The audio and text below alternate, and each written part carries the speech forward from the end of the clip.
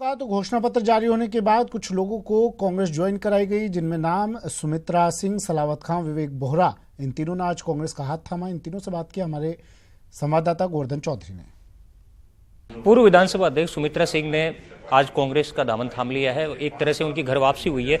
Madam, लंबे समय बाद आप बाहर थे, बीजेपी में भी रहे, निर्दलीय तौर से भी आप रहे। आप कैसे अचानक हृदय परिवर्तन कैसे हुआ घर वापसी का? 2003 में की थी मैंने बीजेपी ज्वाइन। उससे पहले मैं बीजेपी में नहीं थी, इसलिए 2003 को 15 साल हो गए हैं। 15 साल से मैं कांग्रेस से बाहर थी, ये बात सही है। ये मेरा पुराना घर है, मेरे घर की मुझे याद आई, मैं आ गई। मैं तो पिछले 1.25 साल से प्रयत्न कर रही थी कांग्रेस में आने का, लेकिन शायद योग आज ही था। नहीं, ये अचानक जैसे 15 साल बाहर रहे, अचानक कांग्रेस में क्या अच्छा लगा कि आपने पार्टी ज्वाइन कर ली? देखिए, ऐसा है कि पिछले कुछ दिनों में जिस तरीके से चल रहा था 2014 के बाद में, वो सब बातें मेरे मन को ठीक नहीं लग रही थी। इसलिए मैंने कहा ना, मैं पिछले 1.25 साल से इस प्रयत्न में थी कि मैं कांग्रेस ज्वाइन करूं, लेकिन योग नहीं था, योग शायद आज ही था। क्या चीज़ें खराब लगी थी आपको जिसकी वजह से आप बाहर गए कांग्रेस से, और फिर अब ऐसा क्या अच्छा लगा कि वापस आए? कांग्रेस तो अच्छी थी, खराब कब थी? मैंने कभी कांग्रेस की बुराई की नहीं, कभी मैंने नहीं कहा कि भाई कांग्रेस में ये खराब है। कांग्रेस तो मेरा पुराना घर है, उसमें मैं बचपन से लेकर के और बरसों तक रही हूँ उसके अंदर। ये तो मैंने कहा 2014 के बाद में कुछ बातें मुझे अच्छी नहीं लगी, और उन बातों को इसीलिए मैं कांग्रेस ज्वाइन कर ली मैंने। क्या कोई पद का आपको वादा किया गया है? कोई नहीं, मैं कोई पद का, मैं अनकंडीशनल आई हूँ। न मुझसे कोई पद का वादा किया गया है, न मैंने कोई पद की कामना की थी। तो सुमित्रा सिंह ने कहा कि उन्होंने बिना शर्त कांग्रेस ज्वाइन की है और एक तरह से उन्होंने घर वापसी की है, क्योंकि पहले वो इसी पार्टी में थी। रमाकांत के साथ गोवर्धन चौधरी, न्यूज़ 18 राजस्थान, जयपुर। घोषणा पत्र जारी करने के दौरान कांग्रेस ने बीजेपी को भी जमकर आड़े हाथों लिया और सरकार की 5 साल की विफलताएं गिनाई। मुझे बड़ा आश्चर्य हुआ, क्योंकि राजस्थान में सरकार बीजेपी की रही 5 साल, केंद्र की सरकार रही। पहले तो भारतीय जनता पार्टी को अपने 5 साल की जो विफलताएं थीं, जो वादे पिछली बार किए थे, जो पूरा नहीं कर पाए, उसके लिए माफ़ी मांगनी चाहिए थी, प्रायश्चित करना चाहिए था, और उसके बाद अपनी आगे की बात बोलते। बहुत सारे वादे उन्होंने किए हैं, लेकिन आप जानते हो, जो पार्टी 15 लाख रुपए खाते में जमा कराने की बात बोल चुकी है और 4 नए पैसे किसी खाते में आए नहीं, आज वो भत्ता देने की बात करती है। 5 साल तक लोगों को बेरोजगार रखा, लाठियां चलाई, उनको भला बुरा कहा गया, और आज नौजवानों को वो मासिक भत्ता देने की बात कर रहे हैं। वसुंधरा जी ने विश्वविद्यालय बंद करने का काम किया। देश के इतिहास में जो विश्वविद्यालय खुल गया कभी, वो बंद कभी नहीं हुआ आज तक।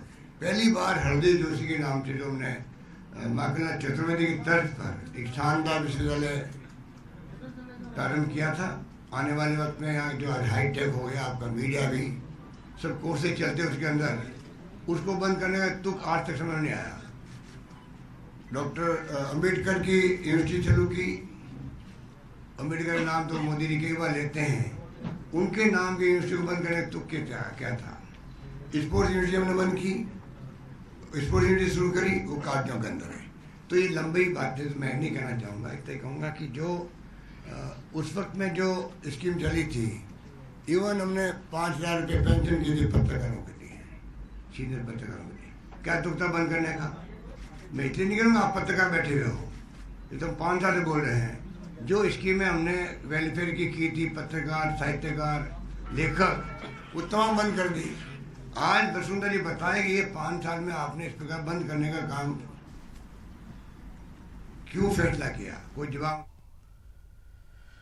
वहीं एक विधानसभा सीट पर चुनाव कैंसिल हो गया है। बीएसपी प्रत्याशी की हार्ट अटैक से मौत होने की वजह से रामगढ़ सीट पर चुनाव कैंसिल किया गया है। रामगढ़ सीट से बीएसपी प्रत्याशी लक्ष्मण सिंह की मौत हो गई। जिला निर्वाचन अधिकारी ने रिपोर्ट मांगी है। रामगढ़ विधानसभा पर चुनाव स्थगित हुआ है। लक्ष्मण सिंह के समर्थकों में इस खबर के बाद से शोक की लहर। फिलहाल रामगढ़ सीट पर चुनाव को स्थगित कर दिया गया है और रामगढ़ सीट से ये प्रत्याशी थे। हार्ट अटैक की वजह बताई जा रही है। इनके मौत का कारण लक्ष्मण सिंह के समर्थकों में शोक की लहर।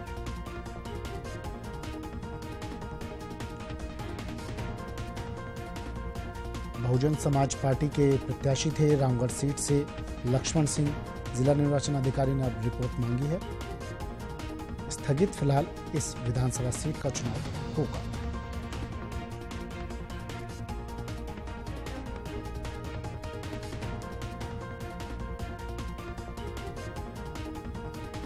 अलवर से सहयोगी राजेंद्र हमारे साथ फोन लाइन पर जुड़ गए हैं। राजेंद्र, बीएसपी प्रत्याशी लक्ष्मण सिंह की मौत हो गई, उसके बाद अब ये 199 सीटों पर ही चुनाव होगा, ये भी साफ हो गया है। निर्वाचन अधिकारी ने रिपोर्ट मंगाई है, क्या जानकारी? जी, जिला निर्वाचन अधिकारी प्रकाश राजपुरोहित से हमारी अभी मैंने सुबह बात की तो उनका ये कहना था कि उन्होंने रिपोर्ट मांगी है। रिपोर्ट आने के बाद इलेक्शन कमीशन को ये रिपोर्ट भिजवाई जाएगी और चुनाव के जो नॉर्म्स हैं उसके तहत ये बाद में दोबारा होगा। इस वक्त स्थगित वहां से आदेश आने के बाद में स्थगित कर दिया जाएगा और फिलहाल राजस्थान में फिर वही एक बार 199 सीट लेनी है। राजस्थान विधानसभा का ये दुर्भाग्य कहें कि इसमें पिछले 5 साल से इस तरीके की हालत रहे हैं। शुक्रिया तमाम जानकारी के लिए। हमारे सहयोगी जुड़े बता रहे थे बीएसपी प्रत्याशी लक्ष्मण सिंह की मौत के बाद 199 सीटों पर होगा चुनाव। बढ़ते हैं अगली खबर की ओर। अब बात कर लेते हैं चुनाव प्रचार की। लगातार दोनों पार्टियां चुनावी प्रचार में जुटी हुई हैं। मुख्यमंत्री वसुंधरा राजे ने भी पूरी ताकत झोंकी हुई है। सीएम वसुंधरा राजे की आज ताबड़तोड़ रैलियां हैं। चौमहला, कोटा और धौलपुर जिले में मुख्यमंत्री वसुंधरा राजे चुनावी सभाएं करेंगी। डग के चौमहला और कोटा के सुल्तानपुरा में ये सभाएं होंगी। धौलपुर जिले में भी मुख्यमंत्री वसुंधरा राजे चुनावी सभाएं करेंगी, प्रचार करेंगी।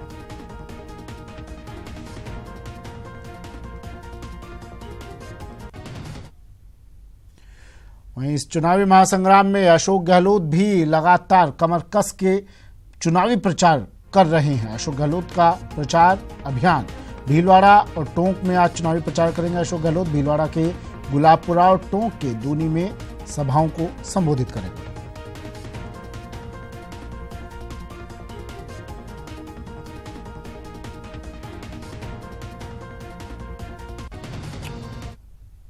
वहीं पीसीसी चीफ सचिन पायलट का भी तूफानी चुनावी प्रचार। टोंक में सचिन पायलट गांव-गांव पहुंच रहे हैं, ढाणी-ढाणी जा रहे हैं, लोगों से मुलाकात कर रहे हैं, जनसंपर्क कर रहे हैं। आज भी कुछ ऐसा ही कार्यक्रम सचिन पायलट का।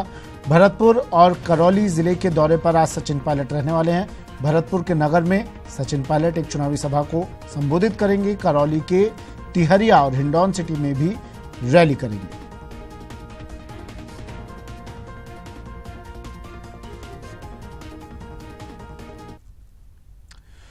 राजस्थान के रण में अमित शाह की हुंकार। अमित शाह महासंग्राम के लिए ताल ठोक रहे हैं। राजस्थान के रण में करौली के नादौती में आज अमित शाह की जनसभा होगी। जयपुर के कोटपुतली और बस्सी में भी एक रैली करेंगे अमित शाह और बड़ी संख्या में यहां पर लोगों के जुटने की संभावनाएं जताई जा रही है।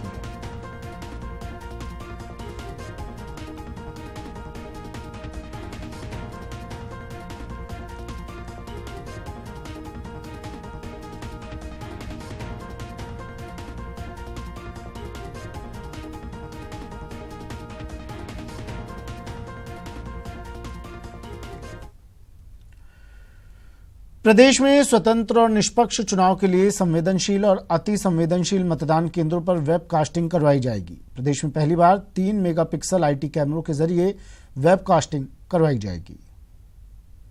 विधानसभा चुनाव में जहां राजनीतिक दल चुनाव जीतने के लिए पूरा दमखम लगा रहे हैं, वहीं निर्वाचन विभाग भी चुनाव को शांतिपूर्ण और निष्पक्ष रूप से संपन्न करवाने की कवायद में जुटा है।